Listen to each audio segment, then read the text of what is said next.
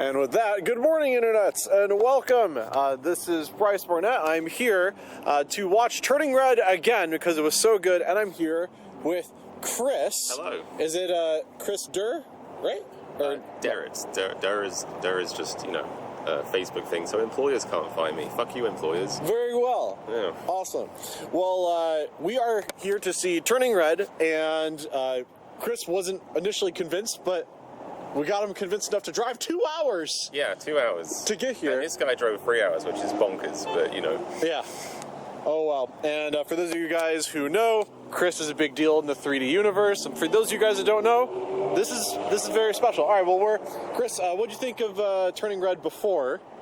I wasn't the biggest fan of Turning Red. I think I found the mash of Pixar's animation style with like the sort of more Asian, manga style or like anime style thing. I found it quite intense. It triggered my ADHD a bit. And I only seen it once. I like to give movies at least 2 tries. Okay. I didn't hate it. I just it wasn't my favorite, but I've seen a preview of this in 3D, and it looks outrageously strong for a Pixar movie, like ridiculously strong. So I feel like I might suddenly appreciate. You know how like some movies you watch them in 2D and you're like, and you watch it in 3D and you're like, this is a great movie. Absolutely. You know what? Dwayne "The Rock" Johnson jumping on a skyscraper with one leg is actually totally realistic, and I support it. Not in 2D, no, I would hate that movie in 2D, but in 3D it's a great movie, so I'm hoping I'll really like this one in 3D. Awesome. All right, well, we'll let you guys know what we think right after. Yeah. All right, so we just got out of the movie, and this is Chris's also first time going to a actual Krispy Kreme's location, so couldn't pass this up. This is like someone eating a Krabby Patty for the first time, so he's gonna have a fresh Donuts. Krispy Kreme. They're so 3D, look at the donuts. They're just so 3D, absolutely. All right, we just got Krispy Kremes, and then this is Chris's first time having a fresh one. So go right ahead because it's time is a wasting with how fresh it is. Ooh, it is above warm. Oh yeah. It is between warm and hot. It's good. Isn't that special? Yeah. Oh my gosh. These are the greatest things ever. I think anything that's baked that's warm is good. Like when I get store-bought cookies, I'll microwave them for a little bit. Mm-hmm. Some people think that's sacrilege, but I think it makes them way better. But these are like clouds. I would lay my head on this, yeah. All right. Now that we've got diabetes, what do we think of Turning Red? I'll just say my thoughts. I saw it, this is the second time I saw it, and I absolutely love it. Even better the second time. This is one of my favorite movies ever, and you guys already saw my review on it. If you haven't, I guess I'll link it in the description or something. But this is Chris's first time. He drove all the way out here to come see it, and we need to know the expert in 3D here, Chris's thoughts. Are you not an expert in 3D? I mean, technically, but... Technically correct is the best kind of correct. Yeah. But I also feel like sometimes I'll be like, maybe I'm too depressed to see 3D today. Like, maybe my mental health is not going to actually let me perceive negative or positive parallax on this occasion. But no, I think sometimes I feel like, if I'm in a weird mood, but I can still see 3D clearly. That's how I know it's strong 3D. And I definitely think Turning Red is probably easily the strongest Pixar movie in 3D-wise. Really? I've seen. I think top-tier Pixar is like... By the way, you might want to speak just a little bit louder than normal for this. Just I don't like doing that in public, but okay. I think top-tier Pixar is like Good Dinosaur, probably Monster University. As far as the 3D goes. Yeah. Good Dinosaur is not a great movie. I'm not a fan of Good Dinosaur. If you are, you're a fool. And then Soul is like, slightly lower than that, but I think that's a really cool movie, and the 3D helps, Which one? In Soul. Soul. Yes. Okay. Yeah. Sorry, I'm hard of hearing a little bit. No worries. It's very strong, very, very strong positive parallax. That's beyond the window, right? Yeah. I always get those mixed up. Very I do strong, too. like Yeah. very obvious dimensionality. Like when you're sat there, every single character is like very round, like very vibrant in 3D space. This is filmed in 3D, so you can use the Yeah. parallaxes right here. Okay, well the panda's like this, and then the mum is like this. So that should give you an idea of what we're talking about here. There's not much negative parallax. Very little. I mean, it depends. Like for me, I'm like one of those people. Like if something doesn't like come out of the screen and then like dangle its balls in my face, I don't really count it as a pop out. I need more than just like a little tease. I mean, there were some. There's some stuff coming out the window, but I like a big like. You really like it out there. Yeah, I do. Like, I think the best I've ever seen cinematically was No Time to Die. It had one of the best. Really? Oh yeah, did you see that in 3D? I have not. It's so, like, you know how like every Bond film has the classic intro with the music? I haven't seen any. This guy hasn't seen a James Bond film, hasn't seen Lord of the Rings. Turn the camera around. Does this look like somebody who wouldn't have seen Lord of the Rings? Like, what is going on there? It makes no sense. Yeah, I know, right? I'm working on it. Okay, well, every James Bond movie has a little bit where like he does like a little caper, a little escapade, and then he kills someone. Usually, it's like just murder happens, Yeah. and then Yeah. you know the red blood comes down. You must have seen that in like GoldenEye game or something. Yeah. And then they go into like a trippy intro with like ladies and guns, and the music's playing. It's always like in the past it was like I'm done with. I think I'm familiar with the pop culture references of that. Okay. Yeah, in the past it was done with like hats and rabbits, and now it's done with CGI. But in No Time to Die, they had like just a pop out, a slow, just, and it just stayed there. And I've never been in the cinema and been like, oh, it felt like being in a theme park, like that was right there. So I like that kind of stuff.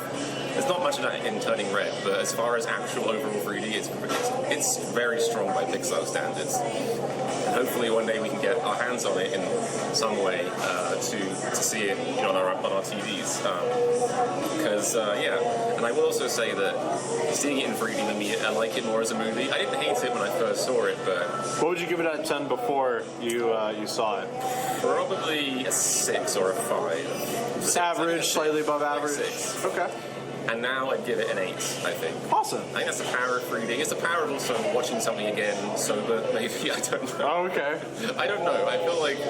I think part of the reason I didn't like it as much before was like, you know, I feel there's, you know, it's very modern Disney movie, so there's a lot of family dynamics in there. And then, as somebody who, how should I say this politically, like, you know, had an interesting childhood, I feel like I like it when there's like a good payoff or like something.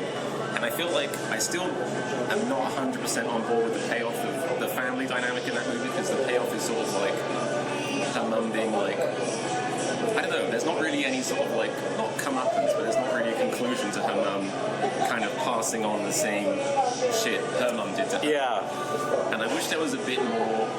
It doesn't seem like she learned. Well, I would say comeuppance would be the right word. I mean, she's not beyond return. No. But, yeah, I feel like she crossed some lines.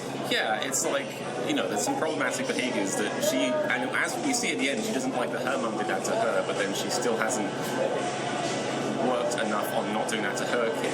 Mm-hmm. So it's like, it feels a bit like the end result is like, oh, well, you're different to me and that's okay, and it's like, I wish there was slightly more of a, you know, she could try harder or like, but I felt the first time I saw her, I was like, wow, that whole dynamic is messed up and it's not paid off very well. I think it was paid off slightly better, but Yeah. that's my only criticism of the movie, really, is that I feel like the family dynamic needed more of it needed more commentary. It felt like somebody who was almost afraid, like somebody wrote this movie thinking about their parents, and at the end was like, I don't really want to criticize them too much. Right. It's fine that you're abusive. It's okay. Like, so, yeah. Otherwise, I thought it was like, that's yours. I thought it was a solid, you know, a good movie. Yeah. I like the visuals a lot more this time. It worked a lot more. One thing I pointed out in my review that I really liked, and I understand that you get this for free, but for the fact that it was a natively rendered 3D movie rather than being converted, there were so many shots that were kind of like blended together, especially anything that had anything translucent like windows, anything with smoke smoke would be such a ridiculously hard task to convert into 3D. So there was a lot of that in this movie because most Pixar movies, yes, you get that for free, but they don't utilize the fact that you get that for free very often. And I feel like in this movie they did. Yeah. Did you see the Meg 2? I haven't. I haven't seen the first one. Oh, you should see the first one. Okay. The second one I think stinks. Like I think it's very smelly. Okay. But the 3D was okay. But I felt so sorry for the stereo artists on that one because obviously it's a conversion, and there's multiple scenes where they're underwater and they have these weird helmets on, but they're like kind of squared and round, and there's like weird reflections. And I was like, that must have been a nightmare to convert in 3D because anytime there's they're already having to change perspective. So you've got glass refracting. I would have seen that and just quit my job and been like, fuck it, I'm becoming a farmer. Did you see Jaws re-release? Sadly, I did not see that. I did see that one, and there were parts where there was a fence in the way and it was out of focus, and I'm like, I have no idea how they pulled that off. I don't, because it's interesting. Was it you? Someone sent me an article about 3D conversions. Probably not. I think maybe it was someone else in the 3D group, and it was about it was basically, the article was written 2013, I think, around then, so early days of 3D conversion, and this was back when there were multiple studios. There's only 2 left really, and they all had slightly different techniques. And one of the studios, what they consistently do was they would map out everything in the movie in intense detail, using crazy software like depth map rendering, all of that. Then they would just remake items in CGI. So there's an umbrella they want to do in 3D, they would just remake the whole umbrella and then position it in 3D space. I think the studios that are left tend to just sort of more use warping and painting, which I guess is maybe slightly less intense, but just but there's still lots of scenes that they'll do that.